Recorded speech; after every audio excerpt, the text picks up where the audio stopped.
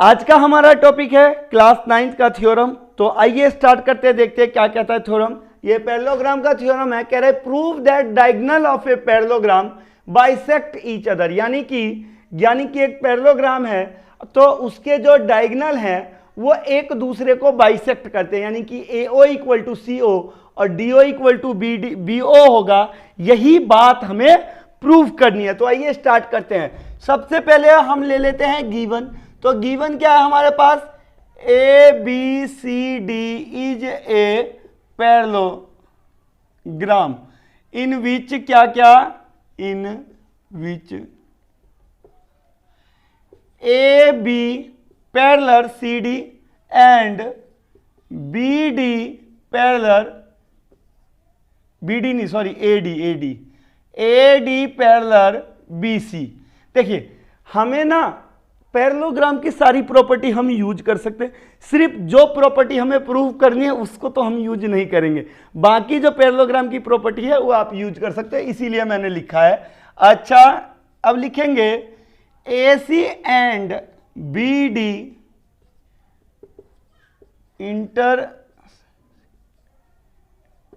Intersecting at O। हमने bisecting क्यों नहीं लिखा, क्योंकि वो तो हमें प्रूफ करना है। ये इंटरसेक्ट कर रहे हैं अभी O पे, हमें नहीं पता कि ये बाइसेक्ट कर रहे हैं कि नहीं कर रहे हैं। चलिए टू प्रूफ, क्या प्रूफ करना है हमें प्रूफ करना है AO equal to CO and DO equal to BO। बताइए, चलिए स्टार्ट करें। अच्छा, कॉन्ग्रेंट वाली प्रॉपर्टी सबको याद होगी कि ट्रायंगल में हम तीन चीज मिल जाए तो कॉन्ग्रेंट कर देते हैं, वही चीज हमें यहां अप्लाई करना है। तो हम ट्रायंगल ले लेते हैं AOB और ट्रायंगल ले लेते हैं DOC। आप इधर वाला भी ले सकते हैं तो भी प्रूवमेंट हो जाएगा, ऐसा नहीं है कि वही क्यों लिया। ठीक, तो AOB in triangle AOB and triangle DOC। Class में एक बच्चा कहने लगा सर यही क्यों लिया, ये वाला लेके प्रूफ करो। मैंने बेटा वो लेके तुम प्रूफ कर लो, हम ये कर दिए। ठीक है, चलिए आप ये भी लेके, इधर वाला भी आप AOD लेके भी करेंगे और BOC लेके करेंगे तो भी हो जाएगा। ठीक है, तो ऐसा मन में कोई वो नहीं कि इधर से प्रूव नहीं होगा। अच्छा अब एक बात बताइए, इन दोनों ट्रायंगल में क्या मैं लिख सकता हूं AB इक्वल टू CD? कहोगे क्यों?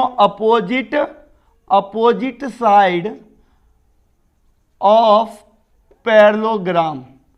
अपोजिट साइड ऑफ पैरेललोग्राम क्या होते हैं? इक्वल होते हैं। तो हमने AB इक्वल टू CD लिया। एक चीज तो हमें आसानी से मिल गया, अब दो चीज हमें और लेना है। अब एक बात बताइए मेरे को, एक बात बताइए कि ये दोनों लाइन पैरेलल है और ये एक ट्रांसवर्सल है या नहीं है? बताइए। AAB और CD दो पैरेलल लाइन है, ठीक, और ये एक ट्रांसवर्सल है। तो क्या होता है? अल्टरनेट इंटीरियर एंगल इक्वल होता है कि नहीं होता है? बताइए। अल्टरनेट इंटीरियर एंगल पढ़े हैं कि नहीं पढ़े हैं? होता है। तो यानी कि एंगल, ये वाला एंगल ये इसके इक्वल होगा, ठीक, और ये वाला एंगल इसके इक्वल होगा। चलो कैसे लिख लेते हैं, देखिए। अब AB parallel CD and AC is a transversal. तो लिख सकते हैं एंगल BAO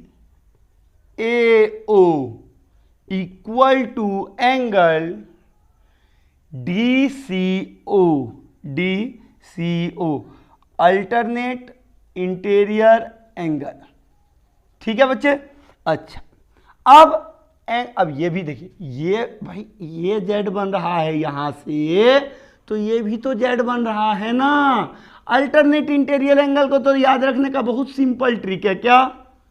Z बन जाए, पैरेलल लाइन है तो क्या होगा? इक्वल होगा। याद रहेगा आप सभी के? अब देखो हमने B कौन सा लिया, मैं भूल भी गया। BAO और BAO ये वाला लिया और DCO ये ले लिया। अच्छा ठीक है, अब लेंगे हम A B O equal to C D O ले लिया। चलिए ये भी अल्टरनेट इंटीरियर एंगल हो गया।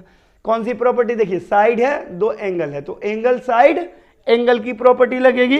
तो लिखेंगे triangle A O B congruent triangle D O C by angle side angle criteria. ठीक है, तो ये हो गया हमारा कॉन्ग्रेंट। तो अब जब ये कॉन्ग्रेंट हो गया तो अब क्या होगा, ए ओ इक्वल टू सी ओ और D O equal to B O by C P C T. अब कहोगे ये कौन सी बला है, C P C T, corresponding part of congruent triangle. यानी कि एक ट्रायंगल को दूसरे ट्रायंगल, अब ये हाथ समझ लीजिए ट्रायंगल है, तो इसके ऊपर रखा तो ये वाला पार्ट इसके ऊपर है, तो ये कॉरस्पॉन्डिंग पार्ट है। तो जब दो ट्रायंगल इक्वल हो गए तो उसके जो कॉरस्पॉन्डिंग पार्ट हैं वो क्या होंगे, इक्वल होंगे। तो सीपीसीटी से ये हमारा प्रूव हो गया कि जो एओ है सो